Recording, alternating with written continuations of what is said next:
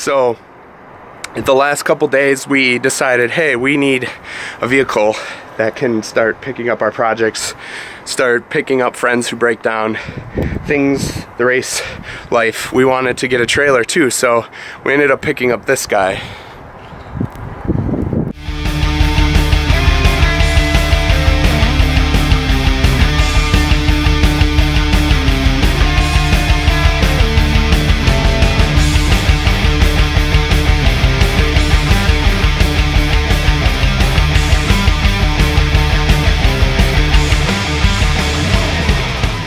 Now anyway, moving on, we also picked up this. This is a 16-foot built right utility trailer, so technically it's not a car trailer. Basically titled as a whatever you can fit on there, it's probably going to be fine to tow. It has tandem 3,500 pound axles, no trailer brakes. Those are in the mail. I'll hopefully do an update about putting those on. They were okay, we'll see. Hopefully, fingers crossed, they fit. Now, we've been doing stuff to make this the perfect car hauler for us anyway, turning, you know, a low budget trailer into a few $1,000 trailer, and we'll get to it. I'll give you guys the lowdown on this. What's up everyone? It's been a while. Today I'm going to do something different. It's not really a tutorial, it's not really a how-to, it's more of a me trying something new, and if it turns out, you know, awesome, you guys can follow along and try it yourself maybe. You know, to each his own. It may be different for other makes and models, but here we go. I'm gonna try this Dupli Color bed armor. It's a lot like a couple of other products you probably know, like bed liner or rhino lining, stuff like that. Do-it-yourself kit. It comes with a bunch of different things. The roller, brushes, stuff like that. Cleaning. Lots and lots of cleaning. Obviously, with any paint and bodywork and finishing you don't want to have a dirty surface. You want a clean canvas for the paint, for this bed liner, whatever you're doing. So obviously, I had a very dirty truck. Previous owner carried like sandbox sand in it.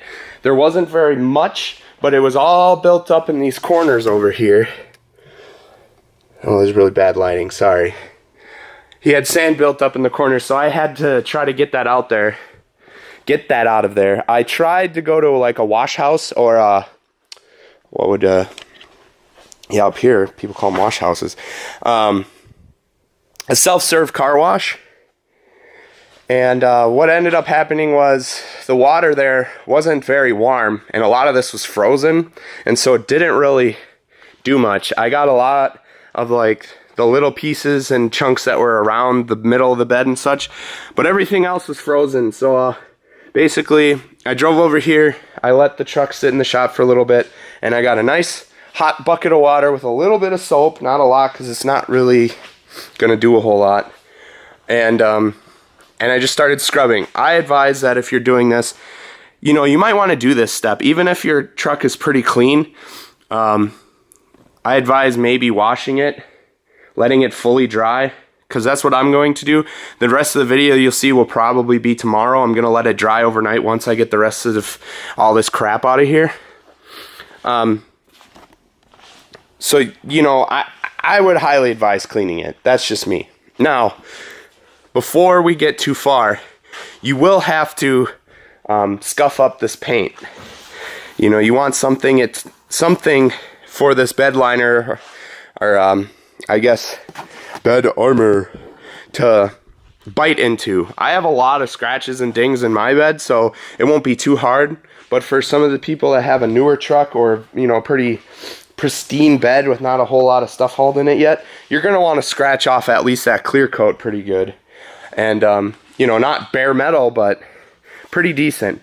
Now on to my second part about that. If you have an older truck like me, you're probably going to have some of that, this surface rust stuff. Unfortunately for me, I do have a spot where it bubbled up pretty good. Right there, there's actually a little hole. So I highly advise not to just seal over rust. That's not going to do anything. It's not going to slow it down. I would see how much of it you can clean off with the Scotch-Brite pad, and if you are using the Dupli Color kit like me, they do include one, but I highly advise picking up a bunch more. You can get a pack of them from like your Home Depot, Menards, O'Reilly's, anything like that will carry packs of them. Just go to town, scrub it away. Or if you have the means to do so, you can pick these up at any hardware store or Harbor Freight. And I'm just going to hit some of the thicker stuff with the grinder and those, and then probably prime over it. And it'll be good to go. So I'm going to finish up mopping, cleaning all this crap out of here. You should too. And then we'll get on to step 2. So I ended up mopping, sweeping, mopping, sweeping. There's still a little bit of dirt in there. So what I'm doing, as you might have been able to hear from the fan, I'm airing it out because it's kind of a weird temperature in the garage right now where the moisture doesn't really evaporate very quickly. We'll leave it dry, we'll just start sanding, and then we're going to blow it all out with the air compressor, and then probably do a quick wipe down with some prep and spray.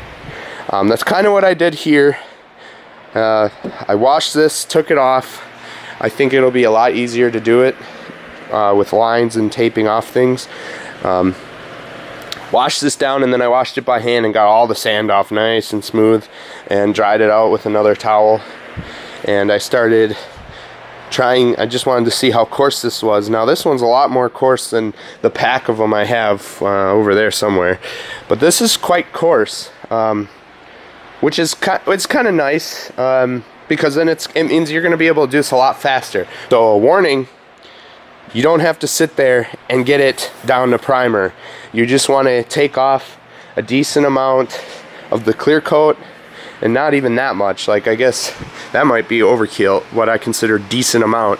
You just really want to put some scratches in it, just some texture for it to grab to. Like, this is kind of dusty yet, but like that's still pretty crazy how coarse that was. Yeah, so I don't know. That's pretty fine. And then you come to this thing and it's like a Brillo pad.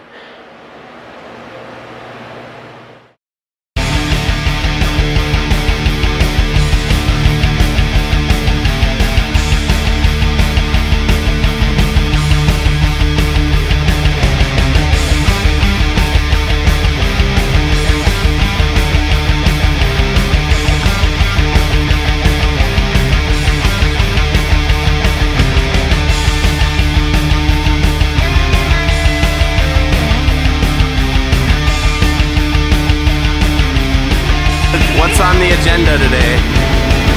Scrubbing the truck bed.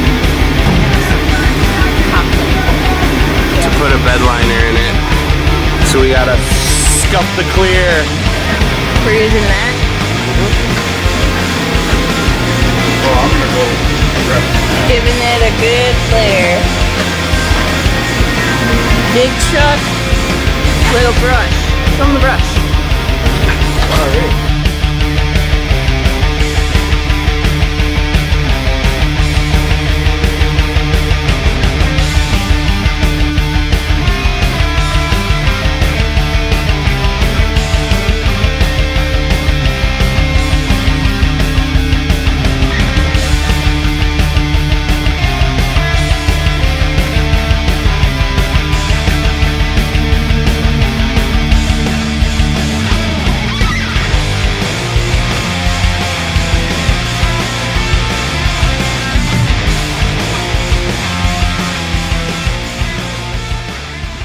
Yesterday you saw us throw the first coat on this. We just got done doing the second coat.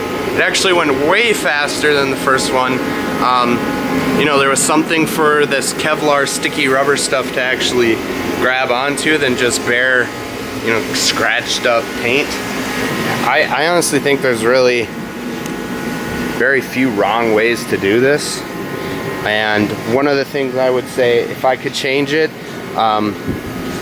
or advice to anybody, stir it really, really well. There's some decently big chunks of this texture in there, and when we started we were putting it on kind of thick, and I would advise doing a lighter coat and kind of spreading it out evenly so you get even texture and not like these Well, actually the tailgate's got some of the biggest ones. Some of these ginormous globs because they don't dry the greatest. But other than that, it worked out pretty well. It's not as thick as you would think. It's definitely not like rhino lining or anything. But it wasn't that hard. I think the hardest part about this whole thing is literally taking that scratchy pad thing they give you, the little Scotch-Brite, and just sanding and scrubbing this to get some clear coat bite. The first coat's a little tricky, and the second coat, we did it probably in 20 minutes. An 8-foot bed, standard, long bed. So a 1 gallon, we have just a little bit left, and I'm gonna hold on to it just in case we need touch up, but it went on nice and easy.